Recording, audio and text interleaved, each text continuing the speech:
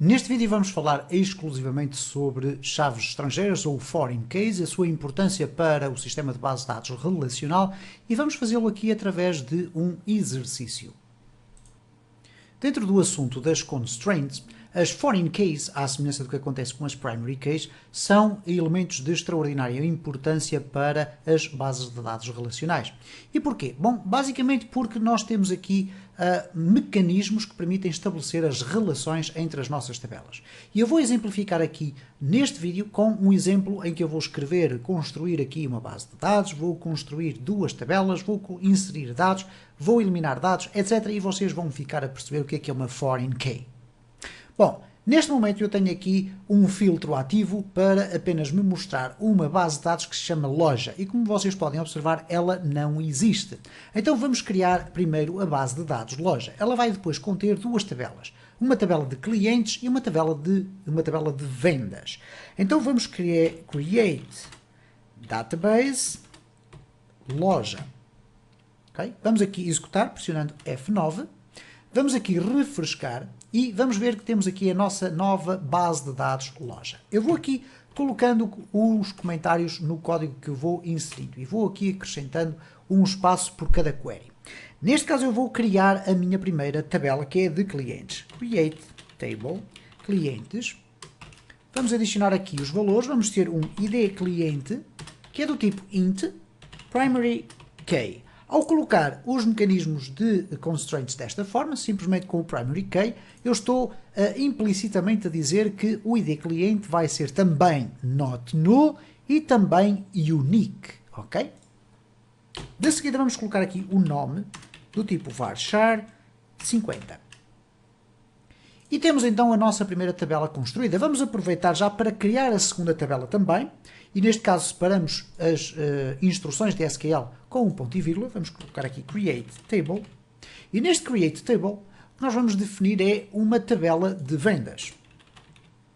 Esta tabela de vendas vai conter neste caso três colunas. O ID de venda, que vai ser também int primary key. Neste caso vai ser a chave primária desta tabela, mas vamos agora ter aqui uma coluna especial, que vai ser a coluna que nós vamos definir como uma chave estrangeira, uma foreign key, para ficar relacionada com a tabela de clientes. Então eu vou colocar aqui id cliente, com o mesmo nome, poderia ser um nome diferente, mas é muito mais fácil de identificar, e vamos lhe dizer que é int. E agora vamos colocar aqui o produto, do tipo varchar 30. Finalmente, vamos aqui indicar na construção desta tabela que queremos criar aqui uma relação entre estas duas tabelas. E isso faz-se através da definição de uma foreign key que se vai relacionar com uma primary key.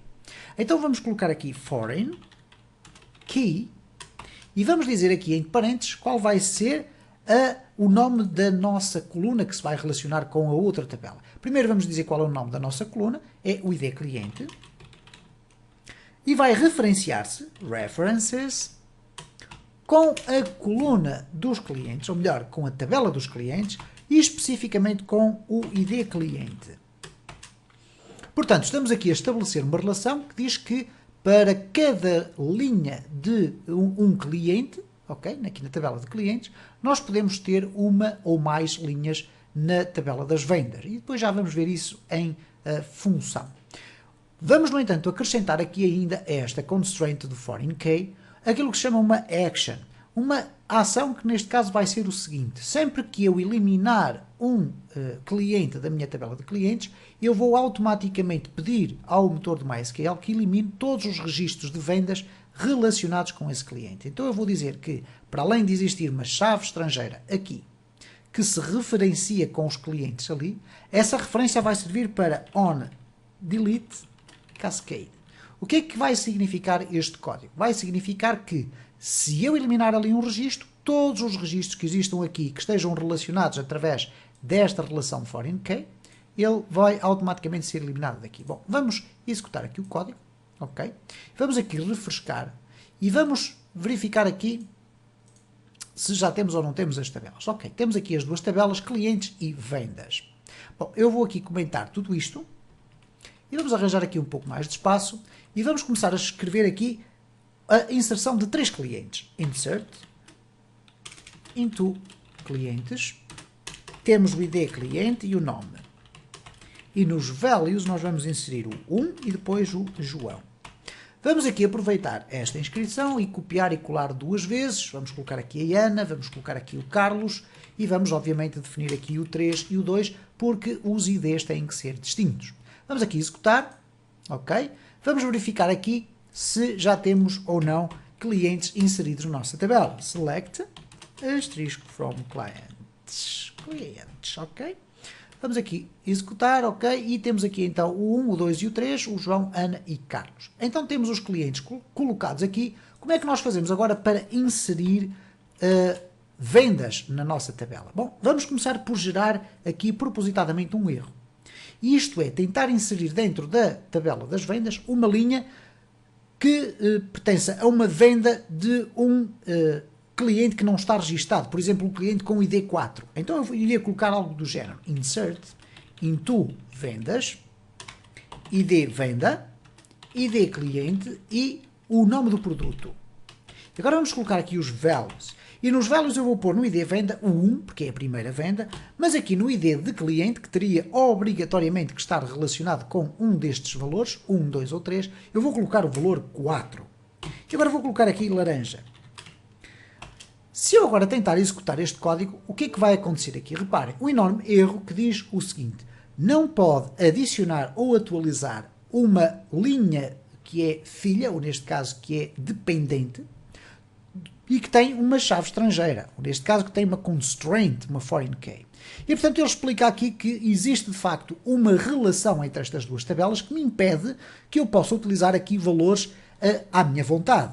É evidente que aqui este é um valor de chave primária, poderia ser de auto-incremento, que iremos também ver aqui ao longo desta playlist, mas eu estou a atribuir valores ali por defeito, isto é, estou a atribuir valores sequenciais. Portanto, o 1 está correto, o problema está aqui no 4. Porquê?